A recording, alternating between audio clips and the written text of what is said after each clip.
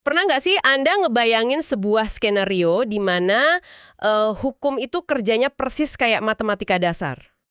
Maksudnya yang pasti-pasti aja gitu ya? 1+1 sama dengan 2. Benar banget. Kayak ada kontrak bisnis yang dilanggar, ya udah ada denda yang harus dibayar. Terus kalau ada batas tanah yang diserobot, tinggal cek sertifikat buat buktiin siapa pemilik aslinya. Semuanya tuh hitam dan putih, terukur dan rapi. Iya, hukum konvensional kan memang desainnya seperti itu. Nah, tapi tahu nggak Anda kalau hari ini batas-batas hukum itu lagi ditarik sampai ke area yang sama sekali nggak pernah terbayangkan mungkin 1 atau 2 dekade lalu? Betul, sekarang permainannya udah beda banget. Banget. Bayangin aja saat ini sekelompok rakyat biasa atau bahkan anak-anak remaja itu bisa bawa sebuah negara berdaulat atau perusahaan minyak multinasional raksasa ke meja hijau. Alasannya?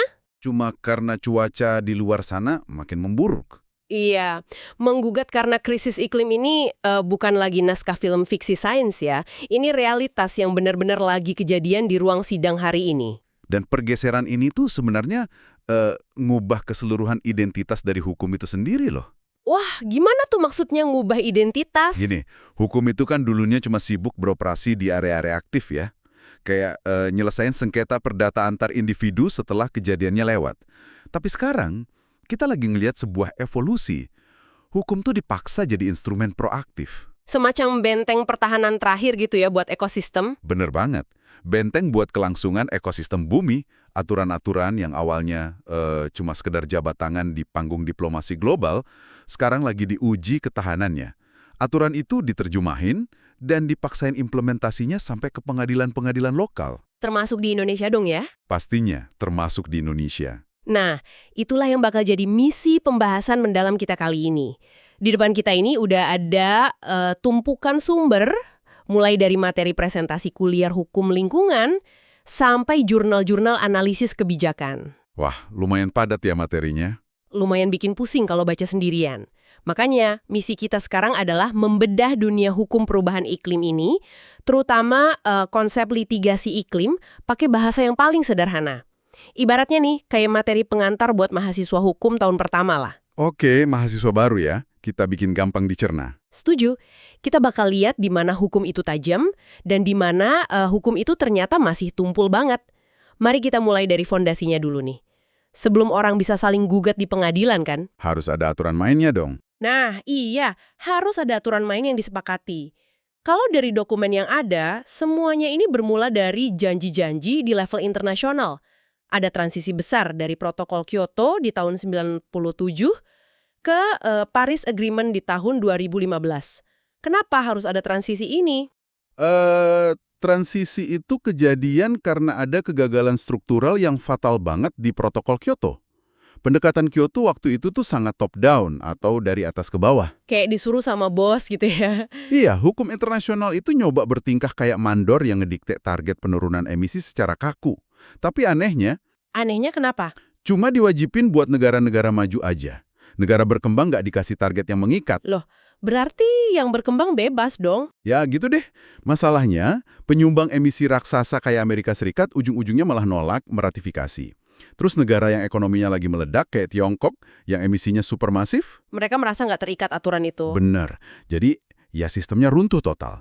Nah, belajar dari kegagalan itu, arsitektur hukumnya dirombak besar-besaran lewat Paris Agreement di tahun 2015. Pendekatannya dibalik total, jadi bottom up. Jadi alih-alih didikte dari atas, setiap negara malah disuruh bikin pekerjaan rumah mereka sendiri-sendiri. Kurang lebih kayak gitu konsepnya. Di Paris Agreement, semua negara tanpa terkecuali, termasuk Indonesia nih, diwajibin buat merancang dan nyetorin komitmen mereka sendiri.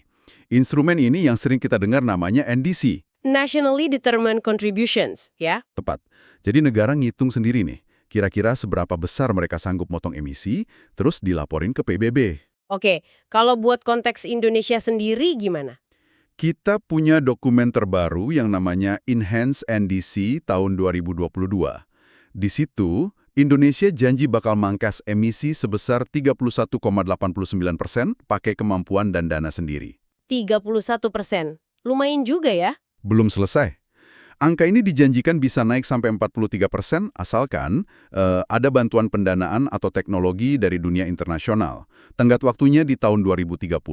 Wah, pendekatan nentuin target sendiri ini tuh kedengarannya familiar banget ya di kehidupan sehari-hari. Jujur aja, ini tuh persis kayak resolusi diet tahun baru. Haha, resolusi diet gimana tuh maksudnya?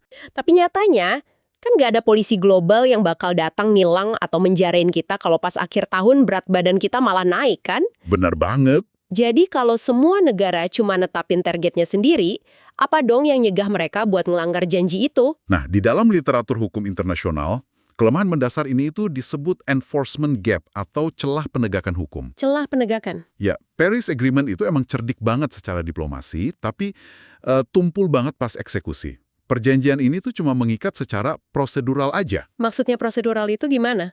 Maksudnya, negara Anda itu cuma bisa dihukum kalau telat atau nggak nyetorin laporan NDC tiap 5 tahun. Cuma laporannya aja kalau isinya meleset? Nah, itu dia.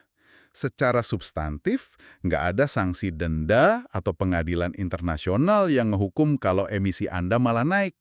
Sistem ini tuh murni cuma ngandalin tekanan politik dan rasa malu di mata dunia, atau naming and shaming lah istilahnya. Wah, cuma ngadalin rasa malu ya. Tapi kan, Tapi tunggu dulu, dinamikanya tuh berubah pas janji internasional ini diadopsi ke dalam hukum domestik kita. oke, pas dibawa masuk ke Indonesia ya. Iya, Indonesia kan mengesahkan Paris Agreement ini lewat Undang-Undang Nomor 16 Tahun 2016. Secara hukum tata negara, target NDC itu sekarang udah sah jadi hukum positif, alias aturan yang wajib berlaku di dalam negeri kita. Tapi nih ya, kalau kita ngelihat realitas di lapangan, ada paradoks yang lumayan bikin garu-garu kepala sih. Di satu sisi, di level nasional, kita meratifikasi undang-undang buat nurunin emisi drastis. Tapi di level daerah, Masih gampang ngeluarin izin ya? benar, pemerintah daerah tuh masih aja ngeluarin izin buat buka lahan tambang baru atau bangun PLTU batubara yang baru.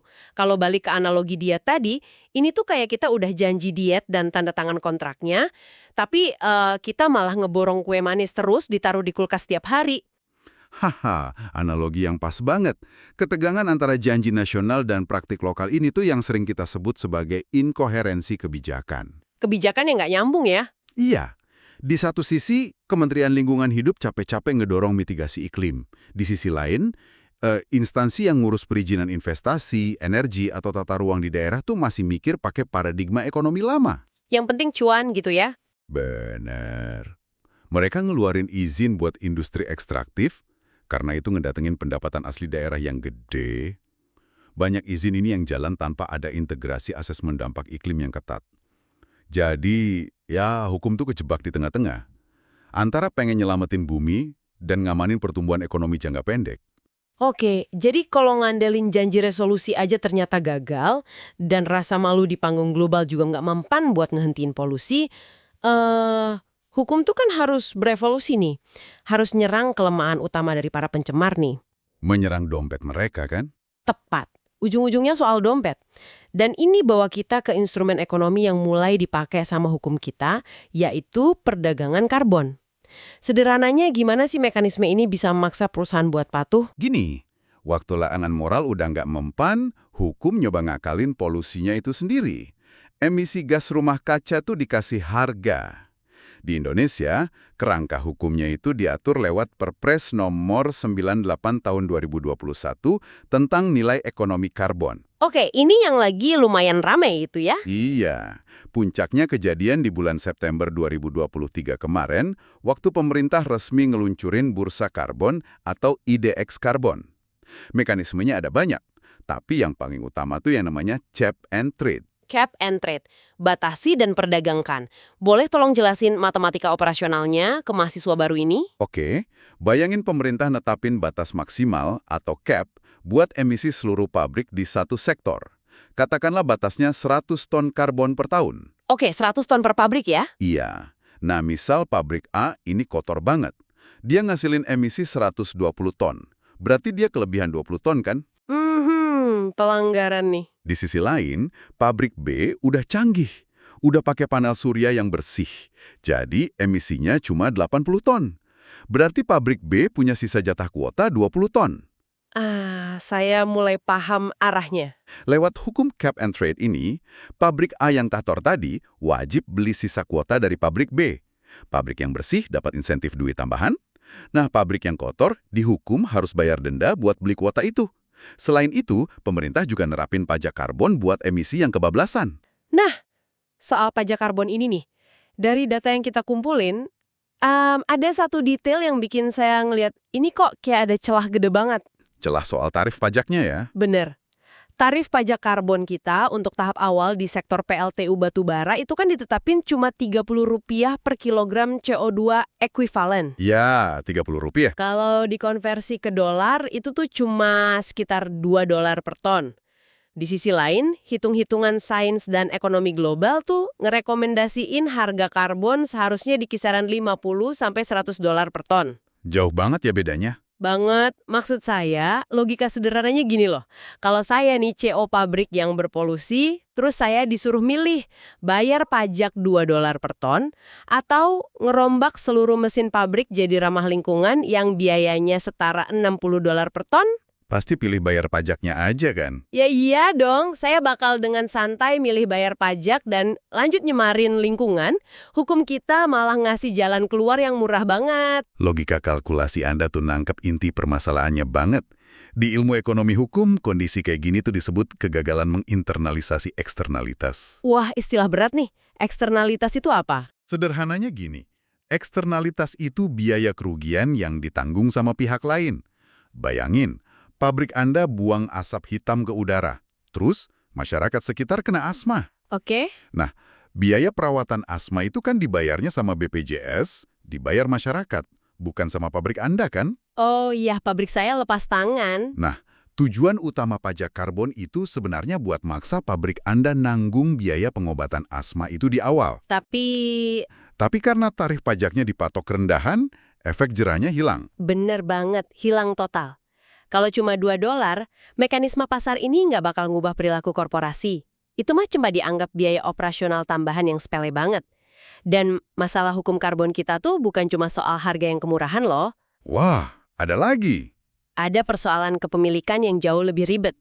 Siapa coba sebenarnya pemilik karbon di Indonesia itu? Kalau logika alam sih, misal kita bicara proyek penyerapan karbon di hutan hujan tropis kita ya. Bukankah kalau hutan itu ada di dalam wilayah Indonesia, berarti karbonnya otomatis milik negara? Sayangnya, kenyataan hukum di lapangan tuh sangat berlapis. Coba kita hubungin ini sama putusan Mahkamah Konstitusi nomor 35 tahun 2012. Putusan soal apa itu? Putusan monumental yang nyatain dengan tegas kalau hutan adat itu bukanlah hutan negara. Oh, wow. Oke. Sekarang coba bayangin, ada investor asing datang mau bikin proyek pelestarian hutan di Kalimantan demi dapetin kredit karbon buat dijual di bursa internasional. Di atas lahan yang sama, ternyata ada 3 klaim yang tumpang tindih. Pasti dari pemerintah, swasta, sama adat nih. Betul, Kementerian merasa itu kawasan hutan negara, perusahaan pemegang konsesi ngerasa punya izin usaha, dan masyarakat adat udah ngejaga hutan itu selama berabad-abad. Begitu kredit karbonnya cair dan nilainya jutaan dolar, Siapa yang berhak terima uangnya? Wah, ini sih resep sempurna buat konflik agraria gaya baru ya. persis. Hukum kita tuh masih tergagap-gagap buat nyelesain konflik hak atas karbon ini. Sering banget proyek pelestarian karbon ini jalan tanpa ngejamin yang namanya FPIC, atau Free, Prior and Informed Consent. Itu hak buat setuju tanpa dipaksa kan? Ya, hak masyarakat adat buat ngasih persetujuan sebelum proyeknya dimulai. Alih-alih jadi solusi buat iklim, kalau nggak hati-hati, perdagangan karbon tuh justru bisa berubah jadi perampasan lahan gaya baru. Mengerikan juga ya, jadi mekanisme pasar sama perdagangan karbon ini ternyata punya lubang di mana-mana. Harganya nggak sepadan sama kerusakan, dan kepemilikannya rawan memicu konflik horizontal. Benar, sangat berisiko. Dengan kerumitan separah ini, kan nggak mungkin kita nyerahin urusan iklim cuma ke mekanisme pasar. Berarti kita harus bahas soal kewajiban hukum nih. Gimana sih hukum tuh ngebagi beban tanggung jawab antara pemerintah yang bikin aturan sama korporasi swasta yang sebenarnya jadi mesin penghasil emisi paling gede? Pembagian perannya tuh difokusin ke kapasitas masing-masing pihak. Pemerintah, mau itu pusat atau daerah, diwajibin bertindak sebagai orkestratornya. Ngatur jalannya pertunjukan ya? Betul, mereka yang nyusun regulasi tata ruang, ngalokasiin anggaran, ngebangun infrastruktur adaptasi, dan laporin emisi nasional ke dunia. Nah, Buat pihak korporasi, khususnya industri ekstraktif yang raksasa, hukum itu memperketat kewajiban operasional mereka. Diperketat gimana contohnya? Dokumen AMDAL mereka, atau analisis mengenai dampak lingkungan, sekarang tuh wajib banget ngintegrasiin proyeksi detail soal seberapa besar emisi gas rumah kaca yang bakal mereka lepasin. Mereka juga wajib ngelaporin emisi ini secara berkala ke registri nasional. Nah, ngomongin soal kewajiban korporasi nih, ada satu konsep hukum di dokumen sumber kita yang benar-benar narik perhatian saya. Apalagi buat mahasiswa baru nih. Namanya strict liability atau tanggung jawab mutlak. Ah, iya. Pasal 88 UU PPLH. Iya, pemahaman awal saya tuh gini, ini tuh mirip banget sama aturan di toko keramik mahal. Anda memecahkan, Anda membeli. Oke. Terus? Jadi kalau misal ada perusahaan sawit nih, ngelola lahan gambut, terus tiba-tiba ada kebakaran di lahannya, mereka otomatis wajib bayar ganti rugi pemulihan, tanpa penggugat harus repot-repot ngebuktiin kalau direkturnya sengaja bakar itu lahan. Betul gitu nggak sih cara kerjanya? Konsep dasarnya sih udah benar. Tapi jujur ya, analogi toko keramik itu kurang nangkep bobot ngerinya dari strict liability. Oh iya, kurang ngeri gimana? Mari kita buat lebih ekstrim. Ini tuh bukan cuma sekedar mecahin gelas loh. Tanggung jawab mutlak itu lebih kayak, Anda mutusin buat melihara harimau buas di halaman rumah Anda. Wah, harimau buas nih. Ya, bayangin, sekuat apapun Anda ngebangun kandangnya, sedetil apapun standar gembok keamanannya, kalau suatu malam harimau itu tah gimana caranya lepas, terus nerekam ternak tetangga. Saya yang harus ganti rugi? Anda yang mutlak bayar ganti rugi.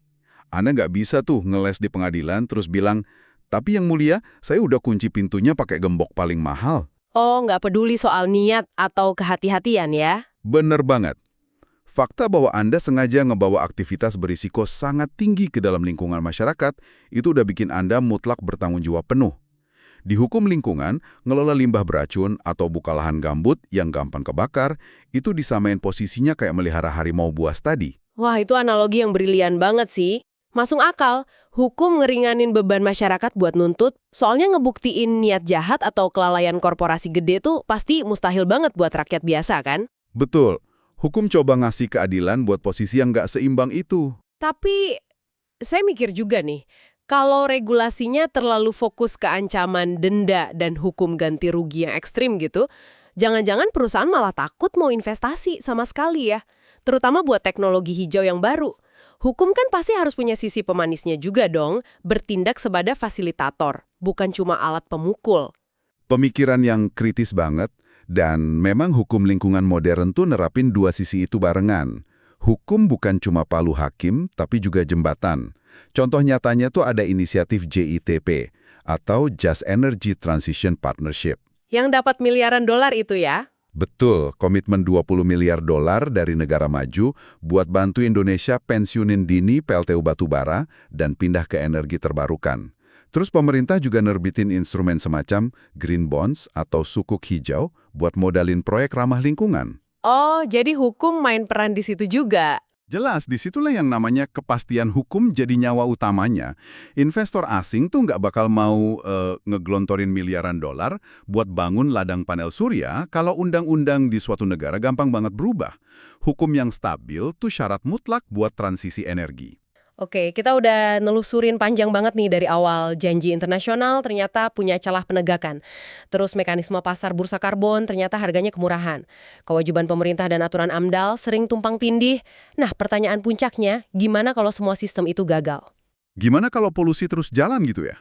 Iya, kalau janji dilanggar, perusahaan terus nyemarin langit tanpa kena hukuman, apa senjata pamungkasnya? Disinilah kita masuk ke baris pertahanan terakhir, litigasi iklim, gugatan sengketa ke ruang sidang pengadilan. Ini fenomena globalnya bermula dari mana sih? Litigasi iklim ini emang gelombang perlawanan hukum yang meledak sedekade terakhir. Ada dua preseden gede yang bikin efek domino ke seluruh dunia. Yang pertama tuh kasus Urgenda di Belanda, tahun 2019. Yang lawan pemerintah itu ya? Benar. Sekelompok warga negara ngalahin pemerintah Belanda sampai tingkat Mahkamah Agung. Argumen mereka ini inovatif banget loh. Mereka tuh nggak pakai undang-undang lingkungan biasa. Loh, terus pakai apa? Mereka pakai Konvensi Hak Asasi Manusia Eropa. Khususnya hak atas kehidupan. Pengadilan setuju, kalau pemerintah gagal nurunin emisi, berarti pemerintah ngelanggar HAM warganya. Hasilnya, pengadilan maksa pemerintah Belanda buat mangkas emisi minimal 25%. Gila, jadi pengadilan yang langsung ngambil alih setir kebijakan negara ya? Terus bisa nggak sih warga gugat langsung perusahaannya? Bisa banget, dan ini masuk ke presiden kedua yang monumental. Kasus Milio Defensi ngelawan Shell di tahun 2021. Di Belanda juga. Ini bikin sejarah loh. Pengadilan maksa korporasi raksasa fosil kayak Shell buat motong emisi mereka 45%. 45%, Shell pasti ngamuk tuh. Jelas, Shell ngeles. Argumennya bilang, kita cuma produksi minyak, yang bakar kan konsumen, pengendara mobil, maskapai, kok kita yang dihukum? Wah, klasik banget alasannya. Terus kata hakim gimana? Hakim nolak mentah-mentah argumen itu. Hakim mutusin kalau Shell punya tanggung jawab hukum atas seluruh rantai pasok emisinya. Wow, bukti nyata ya kalau hukum bisa nundukin raksasa industri. Pertanyaan terpentingnya buat kita, gimana prakteknya di Indonesia? Misal nih, ada komunitas nelayan lokal pengen nuntut keadilan iklim di pengadilan kita. Rintangannya apa aja, langkah demi langkah? Kalau dibawa ke sistem peradilan kita, prosesnya tuh kayak mendaki gunung yang terjal banget. Kita urai ya.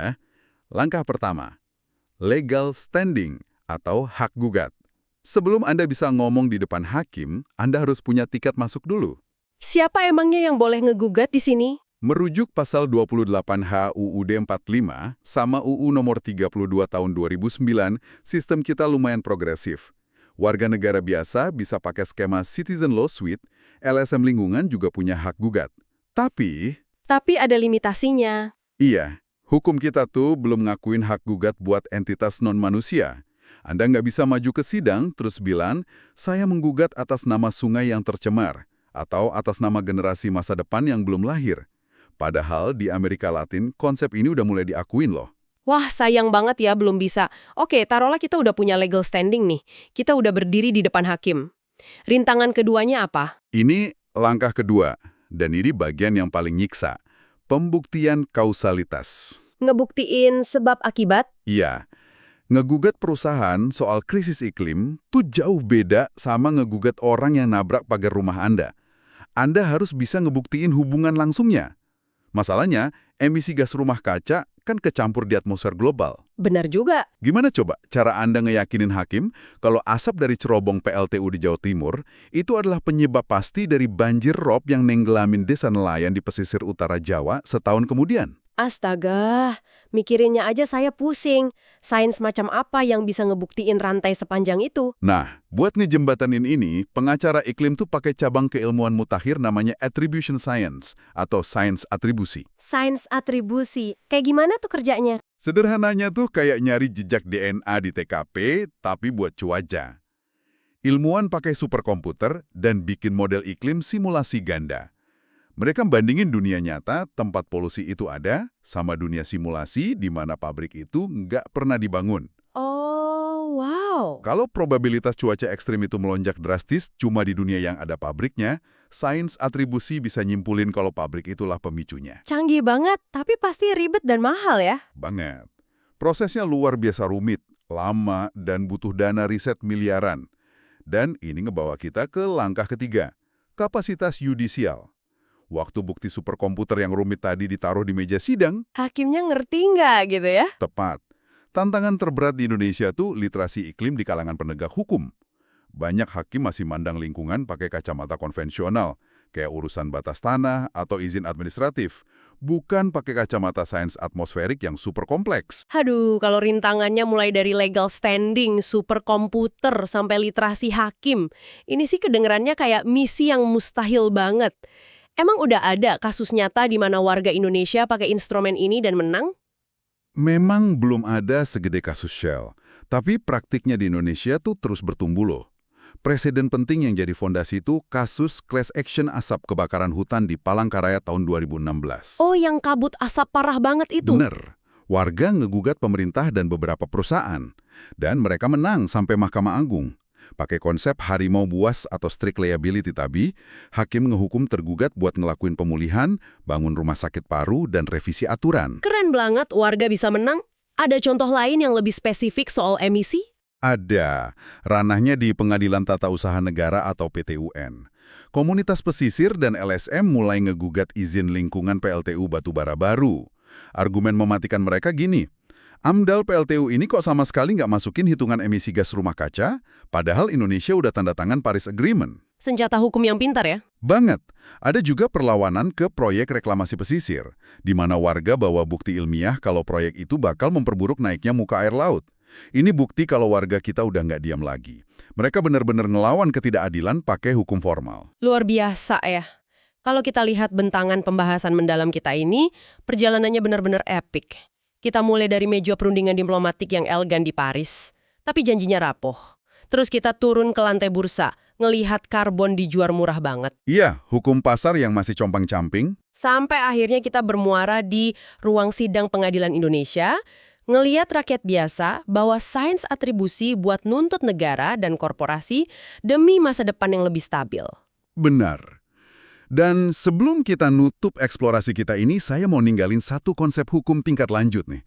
Sesuatu yang lagi jadi perdebatan panas di global dan benar-benar nguji batas moralitas dari hukum internasional. Wah, apa tuh namanya? Konsep ini namanya loss and damage, atau kerugian dan kerusakan. Kerugian yang kayak gimana maksudnya? Kerugian yang udah nggak bisa dihindari lagi pakai mitigasi dan udah telat buat diadaptasi. Coba Anda bayangin ada satu pulau kecil di gugusan Kepulauan Nusantara kita nih. Gara-gara pemanasan global dari aktivitas industri negara maju selama berabad-abad, air laut naik perlahan. Terus pulaunya tenggelam. Pulaunya tenggelam total. Komunitas adat yang tinggal di sana nggak bisa lagi sekedar ninggiin rumah pakai tiang bambu. Pulau itu, sejarah mereka, kuburan leluhur mereka, hilang secara permanen. Pertanyaannya, siapa yang harus biayain kerugian mutlak ini? Kalau secara moral, pastinya negara-negara maju penyumbang emisi terbesar dong yang bayar. Secara moral, iya. Tapi prakteknya, hukum internasional tuh dengan sengaja merancang tata bahasa perjanjian sedemikian rupa buat nolak mentah-mentah ngasih dasar hukum tuntutan kompensasi atau kewajiban finansial dari negara maju atas kehilangan permanen ini. Astaga, ini menyesatkan banget sih. Jadi, satu komunitas utuh bisa kehilangan tanah airnya, tapi sistem hukum internasional malah asik sembunyi di balik tata bahasa diplomasi biar nggak perlu bayar. Benar. Ini tuh kompromi yang sangat brutal di panggung diplomasi. Negara-negara kecil yang jadi korban langsung krisis iklim, pada akhirnya malah dikorbankan lagi sama arsitektur hukum yang melindungi raksasa ekonomi. Wah, itu realitas yang benar-benar membekas banget buat ditutup hari ini. Hukum internasional mungkin hari ini bisa bilang kalau nggak ada ruang buat ganti rugi. Tapi ada satu pertanyaan besar nih buat Anda yang lagi dengerin. Silakan direnungkan ya. Saat sebuah negara kepulauan benar-benar kehilangan daratannya di telan samudra, dan warganya resmi jadi pengungsi klimat tanpa punya tanah air lagi, apakah batas-batas hukum, konstitusi, dan kedaulatan itu masih ada maknanya? Ini bakal jadi pertanyaan yang mendefinisikan dekade kita ke depan. Terima kasih udah nemenin pembahasan mendalam kita kali ini, sesuatu yang berat buat dipikirin, dan sampai jumpa di penelusuran The Deep Dive berikutnya.